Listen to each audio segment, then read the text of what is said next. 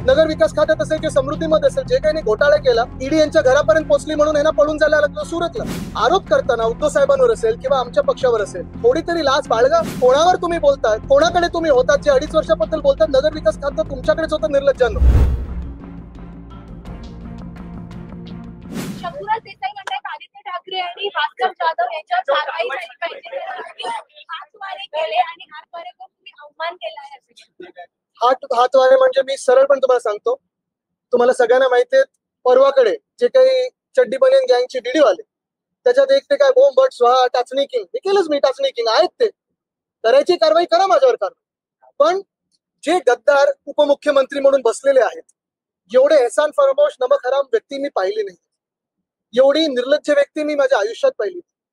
तसं पाहिलं गेलं तर ते गेले 3 आठवडे विरोधी पक्ष म्हणून असेल किंवा सत्ताधारी पक्ष म्हणून असेल, आम्ही दोन्ही बाजूनी मंत्रिमंडळाला अनेक विषयांवर प्रश्न उपस्थित करतो, घेण्याचा प्रयत्न करतो. हेतू काय नुसतं आमचं ते बॅकफुटवर जातील, आता हे होईल आता हे होईल असं नाहीये.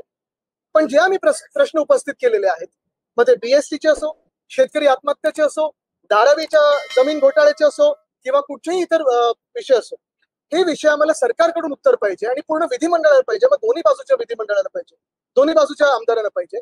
एवढ्यासाठीच, कारण आम्ही जनतेतून निवडून आलेले लोक आहोत आणि आम्हाला आमच्या मतदारसंघाला जनतेला उत्तर देणं भाग पडतं, गरजेचं आहे, ते आमचं कर्तव्य देखील आहे. पण हे सगळं होत असताना आपण माझं परवाचं भाषण ऐकलं असेल, 293चं भाषण, त्याच्यात मी अनेक विषय मांडले. मग धारावीत होणारा जगातला सर्वात मोठा जमीन घोटाळा असेल, बीएसटी कशी हे संपत चाललेले आहेत, शिक्षण कसं यांनी वाट लावून ठेवलेली आहे, आरोग्य खात्याचं कसं यांनी वाटोळं करून ठेवलेलं आहे, अनेक विषय जे मी मांडले, त्याच्यावर आज जे काही मी समोरून उत्तर ऐकत होतो, नगर विकास खातं ज्यांच्याकडे आहे, आणि म्हणून मी ऐकलंच नाही. कारण असंच घालणारं रटाळ भाषण हे ऐकण्यासाठी आणि 2-2.5 वर्ष जे खोटारडेपणा चालू आहे त्यांचा, हे ऐकण्यासाठी की मी इथे आलेलो नाही.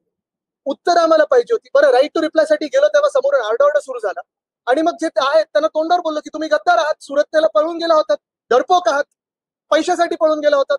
तसं पाहायला गेलं तर राईट ऑफ रिप्लाय दिला असतं तर मी विचारलं असतं, मुंबई पुणे मिसिंग लिंक मध्ये एवढं कॉस्ट एस्केलेशन का झालंय, डिले का झालंय? नॉर्थ बाउंड जो कोस्टल रोड आहे त्याच्यात तुम्ही किती वेळा कॉन्ट्रॅक्टर बदलले, 6,500 कोटीचं काय एस्केलेशन केलेलं आहे? कोस्टल रोड ज्या मिनिटाला आमचं सरकार पडलं किंवा पाडलं या निर्लज्जांनी, तेव्हा देखील तुम्ही एस्केलेशन केलं. जिथे जिथे भ्रष्टनाथ मिंदेनी हात घातलेला आहे, मग ते रस्ते असतील कुठेही असेल, सगळीकडे यांनी पैसे काढण्याचं काम केलेलं आहे, बाकी काही केलं नाही. पण एवढं सगळं होऊनही मी का बोललो एहसान फरामोश आणि नमक हराम? कारण ज्या व्यक्तीने, म्हणजे उद्धव बाळासाहेब ठाकरे या व्यक्तीने, ह्यांना कुठेही यांचा चेहरा कोणालाही माहिती नसताना, हे ठीक आहे त्यांनी ते पिक्चर बनवले, ते सगळं खोटारडेपणा आहे, यांचा एक सुद्धा त्याच्यात काही सत्य नाहीये. पण कुठेही कोणाला माहिती नसताना उद्धव साहेबांनी यांना असं वरती आणलं, आमदारकी पहिली दिली, त्याच्यानंतर मंत्रीपद दिलं, सलग 2014 मध्ये दिलं. कुठच्याही मुख्यमंत्र्यांनी आतापर्यंत नगर विकास खातं उद्धव साहेबांपर्यंत ज्यांनी सोडलं नव्हतं तसं नगर विकास खातं दिलं. मग नंतर यांनी आमचंच सरकार पाडलं. नगर विकास खात्यात असेल किंवा समृद्धीमध्ये असेल, जे काही घोटाळा केला, ईडी यांच्या घरापर्यंत पोहोचली म्हणून यांना पळून जायला लागलं सुरतला. वॉशिंग मशीन मध्ये ह्यांनी उडी मारली. आरोप करताना उद्धव साहेबांवर असेल किंवा आमच्या पक्षावर असेल, थोडी तरी लाज बाळगा.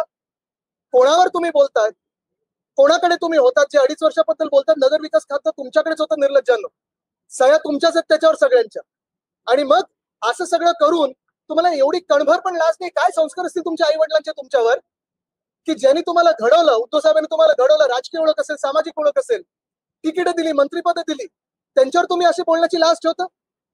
काय घरात संस्कार झाले असतील तुमच्यावर आणि तुमचे मग जे काही आजूबाजूचे असतील त्यांच्यावर? हे थोडं तरी भान ठेवून त्यांनी करावं. ठीक आहे, समोर आल्यानंतर असे झुकतात, ते डोळ्यात डोळे घालून बघू शकत नाही. आज पण मी विचारलं त्यांना, डोळ्यात डोळे घालून करा हे सगळे आरोप? नाही, ते नाही करायचे. पण सगळे बोंबाबोंब करायची, आरडाओरडा करायचा. तुम्ही तसं पाहायला गेलं तर खरं या गेल्या 3 आठवड्यांमध्ये आणि आधी पण अधिवेशनांमध्ये मुख्यमंत्री स्वतः त्यांची उत्तरं द्यायला येतात. लक्षवेधी असतील, प्रश्नोत्तर असेल, निवेदन असेल, मुख्यमंत्री साहेब स्वतः येतात. मग ह्यांना काय अडतंय? का नाही आमदारांना उत्तर देऊ शकत त्यांच्या खात्यावर? आणि रिप्लाय जर द्यायचं असेल तर आम्ही विचारलेल्या प्रश्नांवर द्या, स्वतःचं रटाळ भाषण करू नका.